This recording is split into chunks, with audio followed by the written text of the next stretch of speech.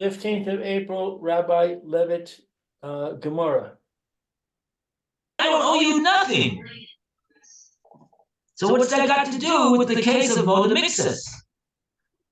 So Rashi says, you're right.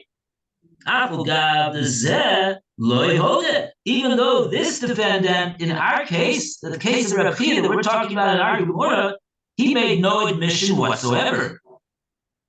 Nevertheless,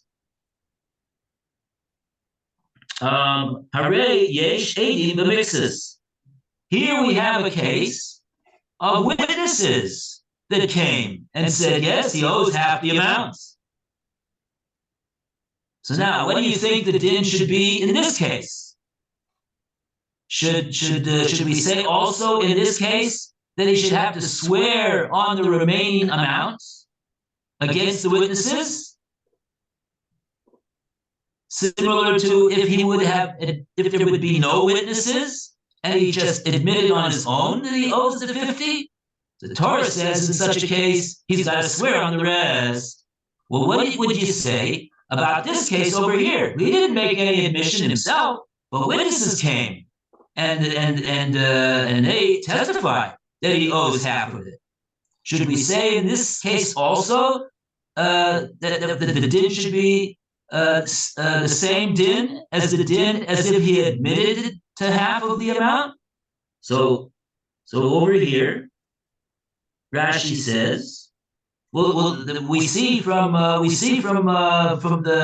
Brisa that Rav Chia is saying that the din is the same. He's got to swear on the rest. That's what he's got to do. So now Rashi says,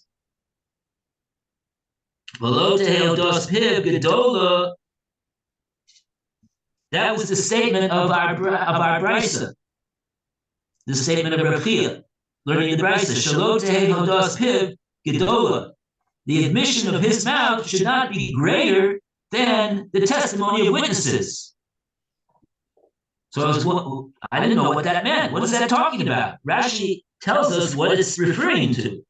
Rashi says, Lo tehev hodas piv gedola l'chayvo al ashar. The emphasis of the admission of his mouth should not be greater in regard to making him obligated to swear with a shvua on the rest of the amounts that he doesn't owe it. Then the obligation that would be put on him as a result of witnesses coming and testifying that he indeed owes the half of the amounts. So if the obligation that the Torah puts on him to make a shvua on the rest, our Gemora is saying that obligation wouldn't seem in Svara to be any stronger of an obligation than witnesses would put on him. Here we got witnesses that say he owes half. Why? Witnesses are no worse than his own admission.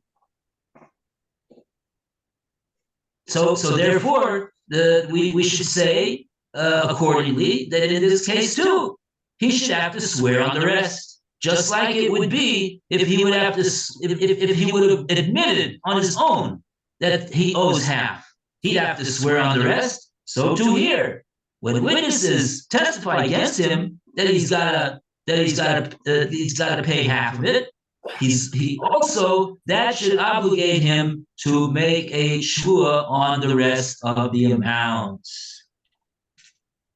And there we have it. Okay. Oh, and now the Gemara says that this, and now this that our Gemara is saying this is not the Torah mandated din. The Torah mandated din that was learned out from this pasuk that Rashi told us, he who's there, that's the Torah mandated din when he himself makes the admission. But our Gemara is saying it should be the same din also when he even if he doesn't admit anything, but the witnesses say that he does owe half the amount, it should be that he should have to swear on the rest of the amount. And our Gemora says that din should be so based upon a kal v'chomer. We could derive that this din should be so from a kal v'chomer. And what's the kal v'chomer? You got 1 minute left. You want to read the kal v'chomer in 1 minute? Tana tuna. Let's see, I lost my place. Mikol v'chomer, the kaman, mefaresh, my kol v'chomer. In further on, it's going to explain what is the kol v'chomer. Oh, where are you reading from? I'm reading from the Rashi. Oh, the Rashi, okay. Oh, the coming before Shmai Kal V'chomer, okay. Okay, so now, good. Now we got the Tana Tuna.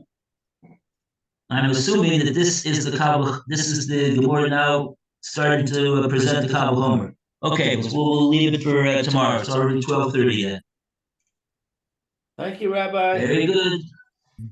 Okay, Ashikoyach, everybody. Thank you. Lou, what time did you say today? 4:30? The class starts at 4:30, so I want to pick you up at 25 after 4. Okay, until what time? What? Until what time did he say? Until 6:30. 6:30. Okay, all right, thanks. Alan, have you got a one of these in your